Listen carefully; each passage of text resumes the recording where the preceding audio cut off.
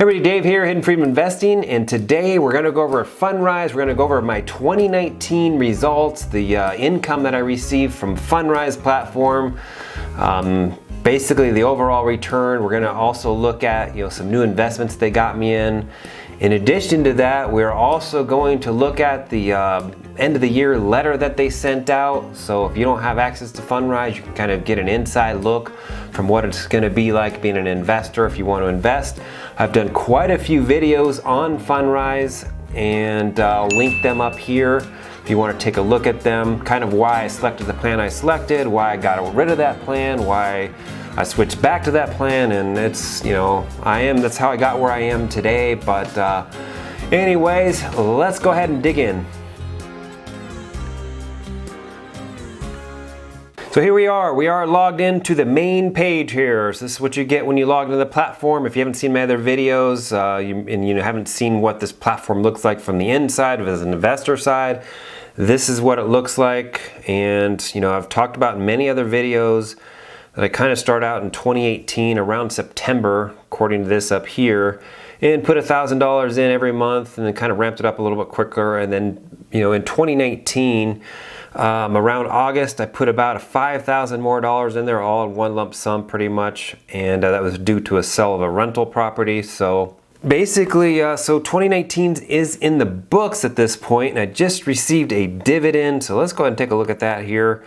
My dividend I received for Q4 of 2019 is $285. Well, that's pretty good. I was actually quite surprised, actually. So if we look at all the dividends I received for 2019, and it comes out to about $693 that I received just in dividends from this platform. So all my dividends are being reinvested and back into the platform. I am not taking any money out of this platform at all. And right now, as you can see on the right hand side here, I have $15,592 in this platform across 152 active projects. Now recently my debt was up to 51%, and it just recently dropped to 48% due to two new investments that they got me into. And this is one of them here, and then this is the other one. So these are two recent projects that they picked up, and that kind of, if you click on these, it kind of tells you which fund they're in and all that, whether they're debt or whether equity. And a lot of these are just straight equity. And that's just due to how the original plan that I selected with this particular platform when I got into it was the balance plan. So, and as you can see right now, I am actually in the supplemental income plan. So I've done a video on why I even selected that plan, and even went from the supplemental income plus plan back to the supplemental income plan. So it was try to get more dividends out of the platform. But that said, they actually did a surprise on me this year, or this quarter, I should say, and it was quite a surprise. It was quite a bit of appreciation. So let's go ahead and take a look at the performance that I received from this platform. So here we are looking at the annual returns from this platform, and it's in the percentages right now. And if we do a weighted average across all of the 2019 e-REITs there, we get an 8.2%, and that is pretty good. That's actually more than I thought it was going to be. So I thought it was going to be around the 7 to 7.5% because I pretty much kind of gauged it being at that percentage in the past. But 8.2%, that's pretty good. I'm pretty happy with that, actually. And I've talked about wanting more dividends out of this platform because due to all these ramping up and stabilizing is here, as you can see, you don't get a lot of return out of those. 1.2%, 3.2%, 3.9%, and that national eFund is that single family home. More advanced products is what they call it. It's what you get out of the plus plan. And that's what generates that, dreaded K1 everybody talks about, which I'll be getting here in probably another month or two. So I'll do a video on that K1 and, how difficult it is in March or April when I actually get it. And so stay tuned for that. But so far, 8.2%, and all these up here, these incomes and these gross up here that are already operating kind of, raise that percentage up. Look at this growth here. 20% I got out of that. So that raised up all these lower ones here, in a weighted average of 8.2%. So let's go ahead and just click on this growth e-REIT here. And we can kind of see, how much money I have in it, and kind of also look at the dividends and appreciation I got out of this E-REIT specifically. So if you look, here's the returns I got out of it. The dividends of $38 and appreciation being 102. And you can see his equity is 90% versus the debt is 10%. So that's one of those ones that I was trying to avoid. But it came out that I got $102 of appreciation out of it. So, that kind of worked in my favor. But ideally, I do try to go for the more debt funds here, just because, I get more prediction out of those dividends. But I'm not going to complain out of that appreciation, $102. So. And looking back at another one, let's go and take a look at this East Coast E-REIT here at 14% and kind of look at what the returns I got out of that particular one. And it looks like the dividends of $88 and appreciation beat $88. And you kind of see here the debt's at 61% and the equity's at 39%. So that's kind of, you see the difference here. The dividends are being $88 and the appreciation being $81. So the more equity you have in the particular E-REIT, the higher the appreciation is going to be, the less debt you have. The more debt you have, the more dividends you're going to get. So if it's kind of equal, you're going to kind of get an equal number out of it. So let's go and take a look at one of the income ones real quick to kind of give you, a comparison. So here's an income E-REIT here at 8.1% for 2019. This one shows debt at 96% and equity at 4%. So that's exactly what I'm talking about right there. Appreciation, $0, dividends, $92. So, one of those other videos, I talked about that exactly. I'm like, you can directly invest in any one of these funds as long as it's open. You have $500 in your account. They'll let you invest in any of these E-REITs as long as they're taking new funds into it. And you can go specifically into an income eFund, or E-REIT, I should say. And you can have mostly debt like this and mostly get dividends, okay? Now, it's okay to be in an income strictly, and it's okay to be in an income / growth, but I would try to, personally for myself, I would try to avoid the particular ones that are just straight growth, just because you're high equity and you're just gonna be all appreciation and you really have no idea what the returns are going to be. So it is just what it is. Maybe people are okay with that, but for me, I want to have more debt if I can, and that way at least my dividends are somewhat predictable. So looking down at the returns here, I did receive $917 in returns for 2019, and that was the 8.2%. Now I do have $15,000 in there, but that wasn't in there the whole year, so it's a kind of a weighted return, if you want to call it that. But even if you took that 917 and divided it by 15.5, that's a pretty good return still, even if you took the returns and calculated them that way. But let's go ahead and take a look at the breakdown of the returns here. So the dividends earned $706, appreciation of $223, and some advisory fees got sucked out of there at $12 for a total return of $917. So for this year of 2020, I don't plan on adding any more capital to this platform. I'm letting just the returns, and dividends reinvest into the platform. I'm just growing it organically at this point. So I'll kind of give a better idea of actually what the returns are, compare it with what they're seeing on the weighted returns, but I expect it to be about 8%, 7 to 9% actually is what I'm thinking it's going to be. So let's go ahead and take a look at my dividends I received for Q4 of 2019. And here's all the dividends I received from all the funds, $289 there, net dividends minus the advisory fees of $285. And those got reinvested back into these three funds right here. So income, East Coast EREIT, and the West Coast EREIT. So those pretty much got invested in the income / income growth. So I'm pretty happy with that, and it's doing what it's supposed to be doing because I do have it set to that plan. So recently my portfolio picked up two new projects here. One of them being this new acquisition, stabilized apartment community, and this basically claims that it is in equity structure. So the projected return is 8.2 to 9.9. It is in the growth ERIT and the Heartland ERIT.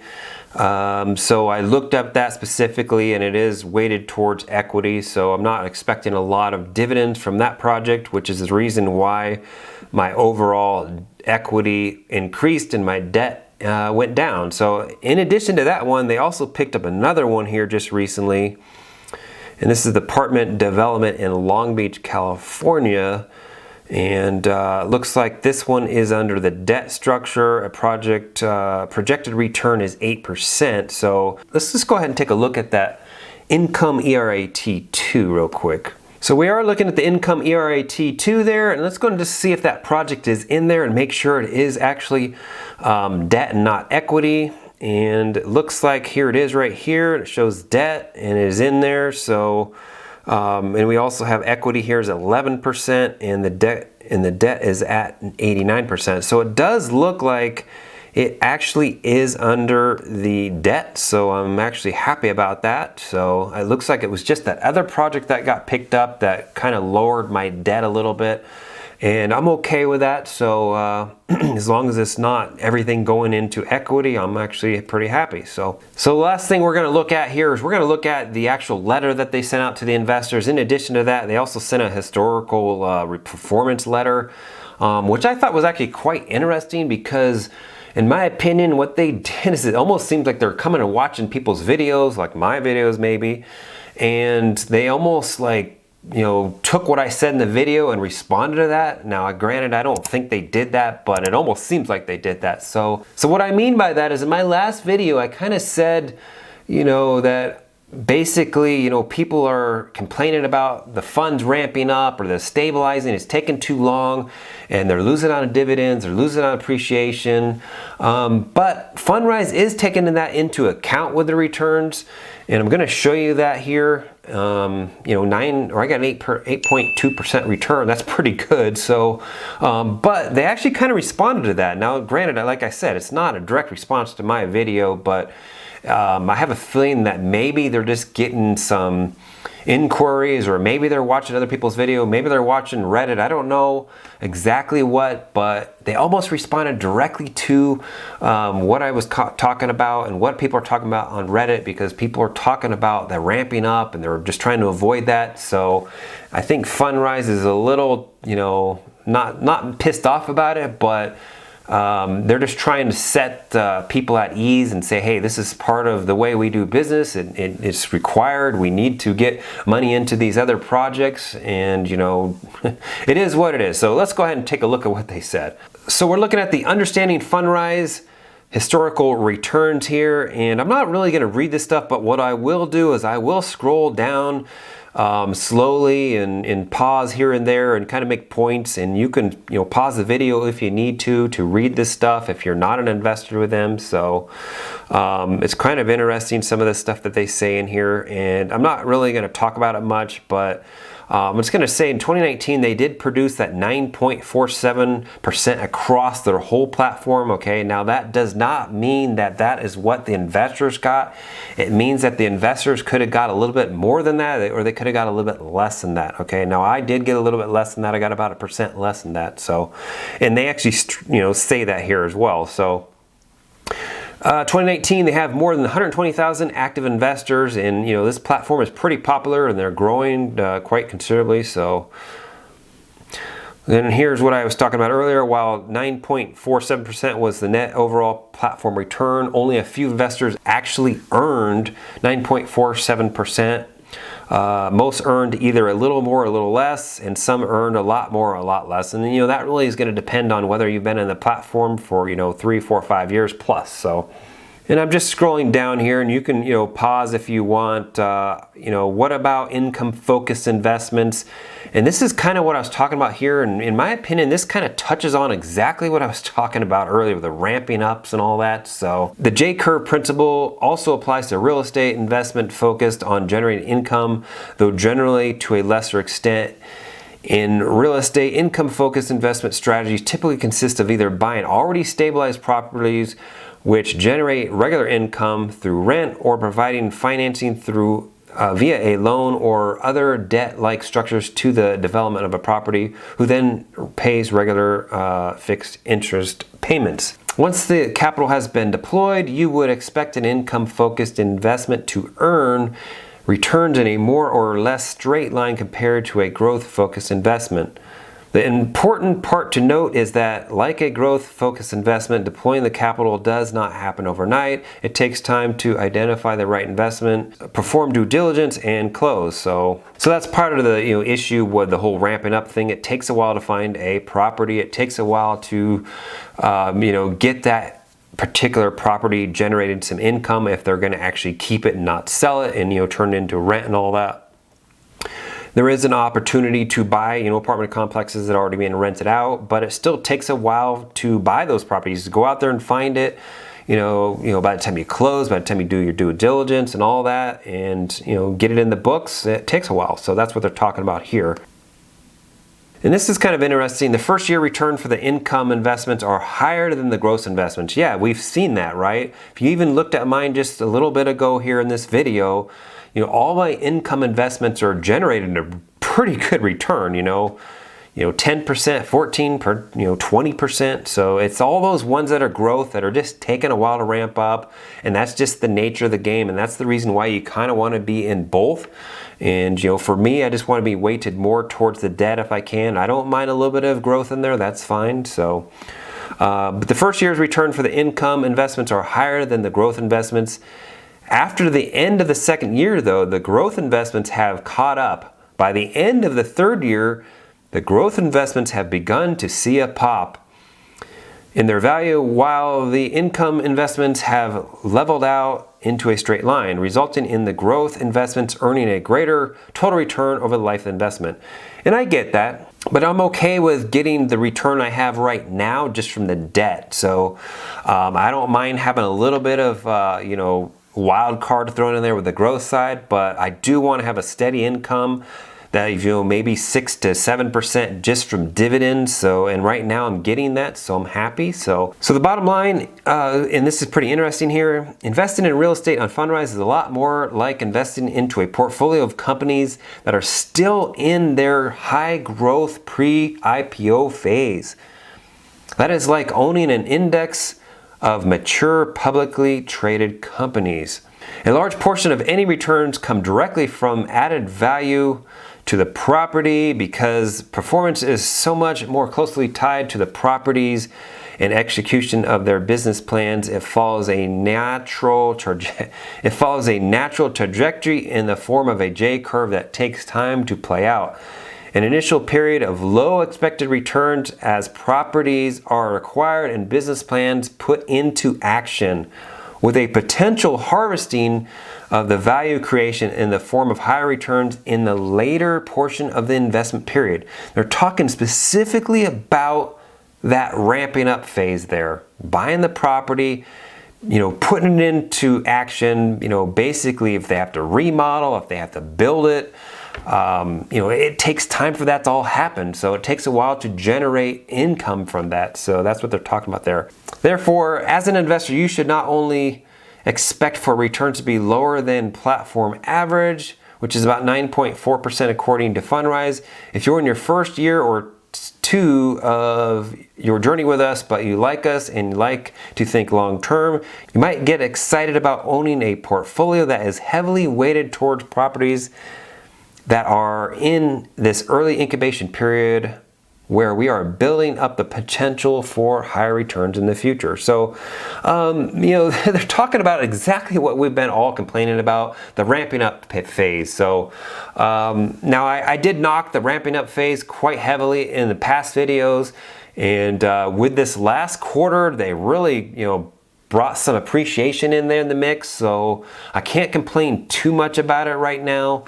Now I don't know what's going to happen during a recession, so maybe the appreciation will go, belly up or something like that at that point, but we'll just have to wait and see. And this is what they're talking about here, returns of investments into E-REITs and eFunds. And they're talking about year 1, year 2, year 3, and they can kind of see here, the longer you invest with them, the higher returns can get. So, and that's because a lot of the funds that you're in will be out of the ramping up phase at that point. You're, compounding your dividends and all that, hopefully. So, let's go ahead and take a look at the letter that they sent out to the investors. A humble investor is skeptical of the status quo. In this year's annual letter, we discuss how this coming decade macroeconomics trends inform our strategies for investing in the face of record-breaking asset prices. Now, I'm not going to really read any of this, but you can pause if you want. I will scroll down. And just want to let you know that they were talking about the basically the total market index VTI from Vanguard, which was up over 30% in 2019, and their platform did about 9.1%, and they're kind of comparing it against that. So if you're invested in Fundrise and you actually think you're going to get 30% of this platform, then you're highly mistaken. So it's not a platform where you're going to get 30%, 15%, anything like that. It is more stable. It's invested in real estate. Now, I just got an 8% return out of this platform, and they're saying the average is about 9 to 9.4 was what they get out of their platform. Some get more, some get less. Now, I'm happy with that. I'm happy with that 7 to 9%. That's great. So let's go ahead and scroll down here a little bit, and they're also talking about, they're just trying to prepare the investors here because of this 2019 and 2020, where we are in the markets. They just want to kind of prepare people for the potential headwinds that could come, and they also want to make it they're reiterating basically that this is a long-term investment. You're gonna basically be in this platform for 5 years at minimum. If you want to get your money out anytime sooner than that, then you're going to have to take a hit, anywhere up to maybe 3% or so. Not to mention, it's not pretty much instant. It could take a couple of months, 3 months. And they're also saying right here that they may even delay that more. So basically saying right here in this particular letter that this is the long-term investment that during a bad times, if like a 2008 or 2009 happens again, they might have to keep your money even longer, even if you request to get your money back. So just know that if you're going to get into Fundrise, it's a long-term investment. Don't put money in there that you want to get out anytime sooner than 5 years, okay? So here's the compounded annual returns, the blue line being Fundrise here. And 2019 is that 9.47 is what they kind of got across their platform, and that's compared to the 30% we got out of the VTI. So, and here's a little bit of historical look at Fundrise. The 6-year average is being 10.5%. That's pretty good. I'm pretty happy with the platform, and I'm going to be a long-term investor with them. I don't really have any plans of taking my money out anytime soon. I'm going to let this grow and grow and grow. And until I want to start taking some dividends out every year and get some a little bit of money out of this every month. So scrolling down here, we basically you can pause the video if you want to read this stuff. I don't really want to waste your time reading this, but basically we are wary when broader market sentiment is overwhelmingly positive, and caution against assuming current trends cannot reverse unexpectedly, especially when everyone starts to believe they won't.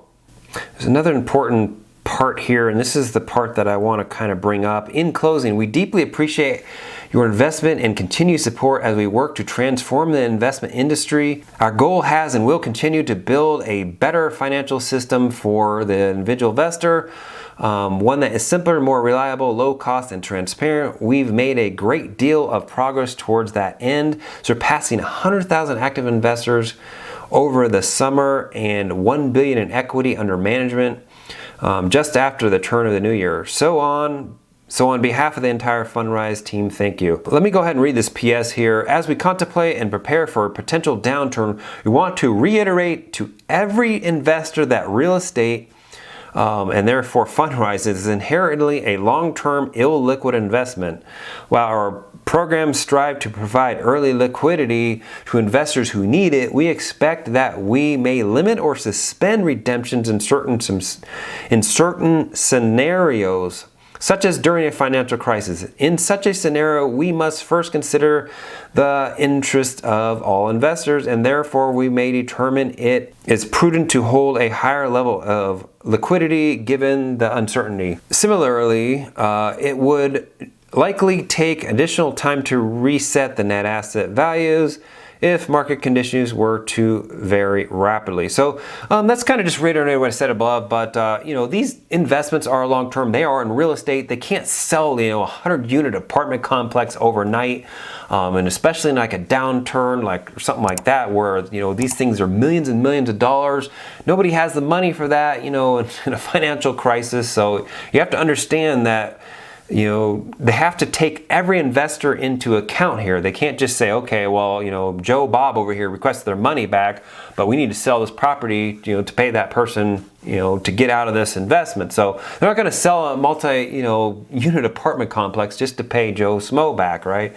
So just, you know that you are in this investment for at least 5 years, and you could possibly be more than that. But anyways, one last thing here, and we'll close this video out. I do appreciate this person, whoever that was, that signed up through my link here.